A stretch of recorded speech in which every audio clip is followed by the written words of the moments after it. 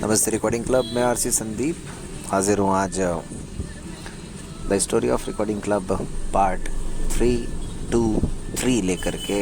और ये 3 सितंबर 2024 के लिए मैं रिकॉर्ड कर रहा हूँ। दरअसल कल रात को रिकॉर्ड नहीं कर पाया, तो इसलिए उसकी भरपाई आज करने का प्रयास करता हूँ। बात चल रही है हमारा ही कार्यक्रमों की, और 26 कार्यक्रमों तक की चर्चा हम लोग कर चुके हैं। लेकिन आज हम बात करेंगे हमराही के 27वें और 28वें एपिसोड की। 2 कार्यक्रमों की चर्चा इसलिए करेंगे क्योंकि ये पहला और एकमात्र ऐसा कार्यक्रम था जो एक ही जोड़ी के साथ 2 एपिसोड्स में रिकॉर्ड हुआ। और अगर हम वर्तमान परिप्रेक्ष्य में देखें तो 322 में मैंने आपको बताया था कि 25वें एपिसोड में, जो कि फीडबैक एपिसोड था, वहाँ पर हमारे जो पहले मेहमान आए थे गिरीश शांडिली जी, झारखंड से, मेरे ख्याल से धनबाद झारखंड से थे शायद। तो 27वें और 28वें एपिसोड की जो जोड़ी है उनके बारे में मुझे किसी ने अगर सूचना दी तो वो गिरीश भाई थे।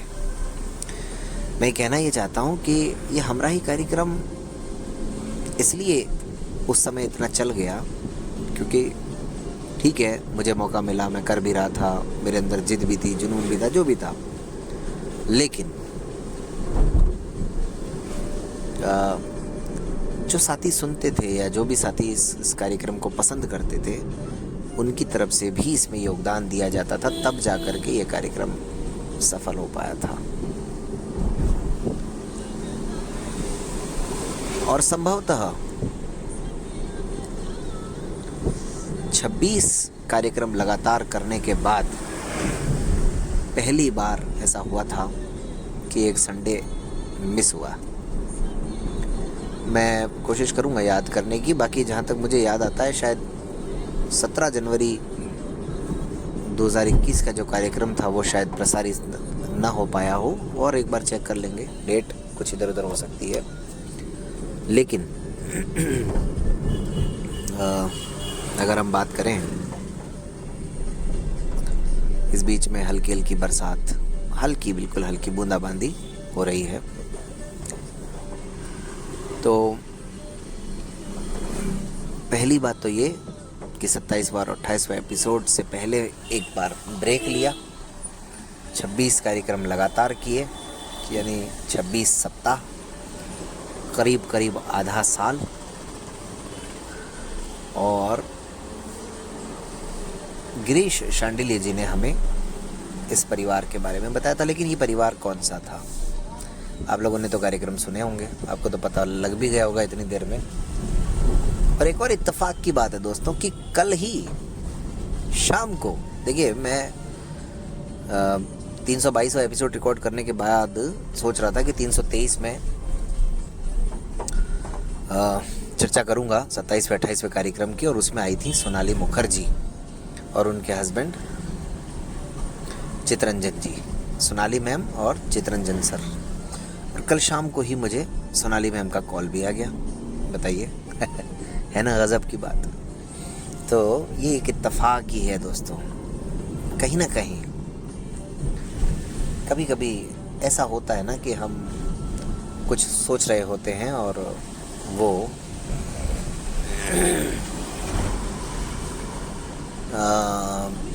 हमारे जो सोचने की जो तरंगे हैं या हमारे मन में जो भाव आते हैं वो सामने वाले तक पहुंच जाते हैं। कभी कभी ऐसा हो जाता है। और ये देखिए आप, कितना गजब का इत्तेफाक है, जो तो मैंने कभी सोचा भी नहीं था कि वो उनका कॉल आएगा।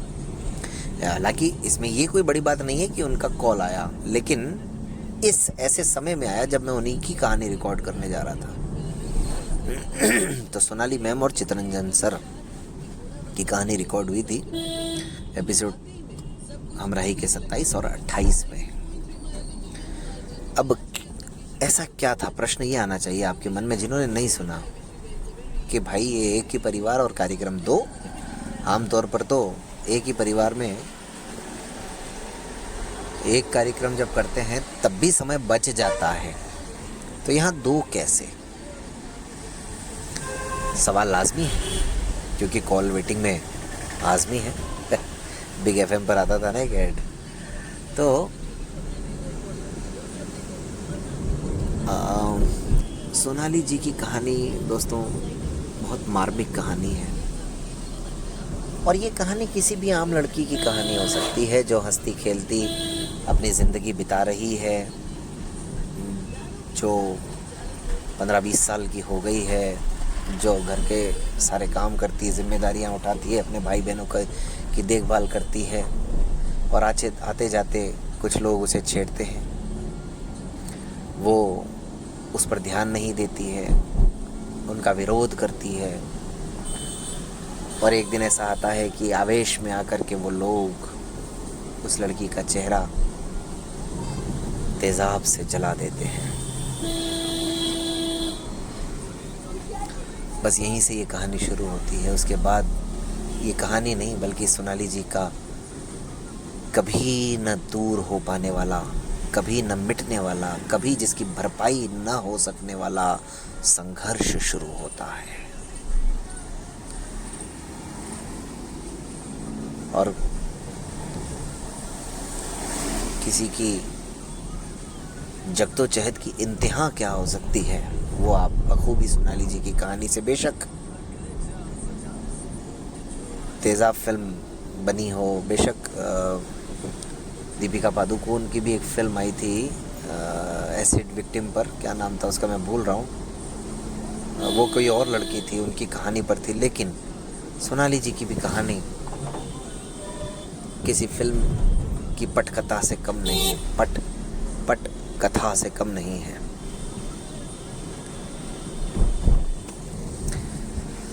मेरे लिए अपने आप में एक सौभाग्य का विषय मैं समझ रहा था कि इतने संघर्षशील व्यक्ति, इतने संकटों में जीने वाले व्यक्ति, इतनी कठिनाइयाँ झेल चुके व्यक्ति के साथ मुझे कार्यक्रम रिकॉर्ड करने का अवसर मिल रहा है, नंबर 1। नंबर 2, सोनाली जी कौन बनेगा करोड़पति के मंच पर भी जाकर के आई। तो जो व्यक्ति इतने बड़े मंच तक गया हो, ऐसे व्यक्ति से बात करना, ऐसे व्यक्ति की कहानी को जानना, समझना, यही अपने आप में मुझे लगता है प्रेरणादायी बात है। तो मुझे भी यही लगा। गिरीश भाई का मैंने धन्यवाद दिया, उन्होंने मुझे नंबर उपलब्ध करवाया और फिर प्रयास शुरू हुए। सोनाली जी के साथ कार्यक्रम रिकॉर्ड हुआ और अगेन जहाँ सोनाली जी ने अपनी ज़िंदगी का इतना संघर्ष किया, जहाँ उनके साथ इतनी मुसीबतें आईं, जहाँ उनके घर के आसपास रहने वाले इतने दुष्ट, इतने पापी, इतने नालायक किस्म के लोग थे, वहीं पर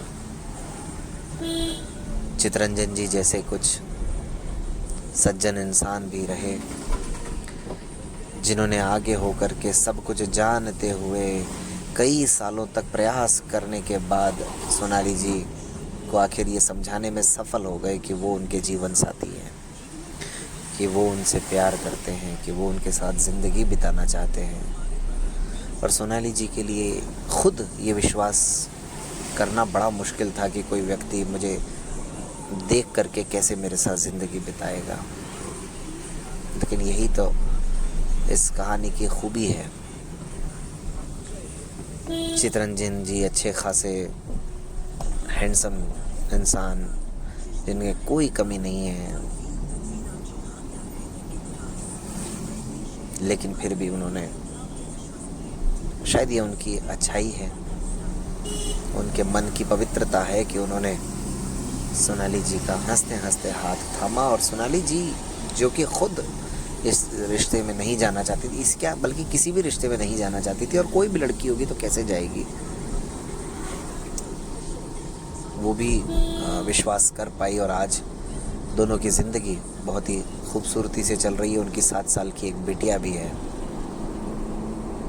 तो इसीलिए दोस्तों, मुझे पता है the story of recording club 40-50 लोग सुनेंगे। मुझे पता है कि 1000-1200 लोगों ने सोनाली जी का कार्यक्रम सुना। मुझे ये भी पता है कि सिंपल गाली देने वाले वीडियोस में लाखों व्यूज़ आ जाते हैं। लेकिन ये मुद्दा न तो व्यूज़ का है और ना ही एक कहानी में रिकॉर्ड भर कर देने का है। मुद्दा है सोचने का, आपके हमारे विचारों की गहराई कितनी है। इसीलिए मैं हमेशा कहता हूँ कि कोई भी ऑडियो या the story of recording club ही क्यों ना हो आता है, तो आप ये भी मान सकते हैं कि कुछ न कुछ शायद आज अलग सुनने को मिलेगा। ये मत मान करके चलिए कि इसमें तो संदीप अपनी अपनी गाएगा, अपनी अपनी सुनाएगा, औरों की नहीं बताएगा, अपना टाइम भी आएगा। तो इसलिए बहुत ही मतलब हमारे व्यक्तित्व का पता चलता है कि हम क्या सुनते हैं, क्या समझते हैं, क्या बोलते हैं और क्या करते हैं। इसलिए सोनाली जी की कहानी मुझे तो बहुत प्रेरित करती है दोस्तों। आपको करती है या नहीं, कमेंट बॉक्स में बताइएगा या फिर व्हाट्सएप ग्रुप पर वॉइस मैसेज में बताइएगा, रिकॉर्डिंग क्लब में, जैसा भी आप चाहें बताएं। अगर मैं हमेशा कहता हूँ एक साथी बोलेगा तो दूसरा साथी भी सुनने के लिए मजबूर होगा और फिर उसकी भी अभिव्यक्ति निकल करके बाहर आएगी। तो सलाम है सोनाली जी को, प्रणाम है चितरंजन जी को, और जो इंसानियत के दुश्मन हैं उनको तो चौराहों पर सरेआम फांसी पर लटका दिया जाए तो भी कम होगा। और बहुत ही महत्वपूर्ण बात तो मैं बताना ही भूल गया कि वो दरिंदे जिन्होंने सोनाली जी की ज़िंदगी बर्बाद कर दी, तबाह कर दी, खुलेआम घूम रहे हैं, उनके ऊपर कुछ सालों की जेल हुई, सज़ा हुई और उसके बाद वो छूट करके उसी समाज में फिर किसी सोनाली की ज़िंदगी बर्बाद करने का इंतज़ार कर रहे हैं। और हमारा सिस्टम फिर किसी सोनाली का चेहरा ख़राब होने के इंतज़ार में है। तो दोस्तों, आप कुछ और सुने या ना सुने, the story of recording club सुने या ना सुने, सोनाली जी की कहानी ज़रूर सुनिएगा। क्राइम पेट्रोल में भी इनकी कहानी आ चुकी है, केबीसी पर ये खुद जा चुकी हैं।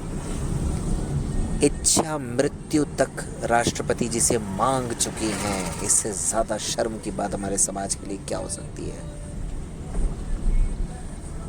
बोकारो झारखंड में आज रहती हैं, जॉब करती हैं और स्वाभिमान से अपनी ज़िंदगी बिता रही हैं। तो चलिए दोस्तों, आज की कहानी रिकॉर्ड करते हुए मुझे भी अच्छा लगा। अक्सर तो रस्म अदायगी के लिए मैं रिकॉर्ड कर देता हूँ या फिर ये बात सच है कि यहाँ वहाँ की बातें करने के लिए, लेकिन आज मुझे लग रहा है जैसे मैं बोलता ही जाऊँ और मेरे मुंह से कुछ ना कुछ नया निकलता जाए। चलिए मिलते हैं फिर किसी और कार्यक्रम में। रिकॉर्डिंग क्लब यूट्यूब चैनल को सब्सक्राइब करें, वीडियो को लाइक करें और जो भी वीडियो पसंद आए उसे अपने दोस्तों के साथ शेयर ज़रूर करें। धन्यवाद।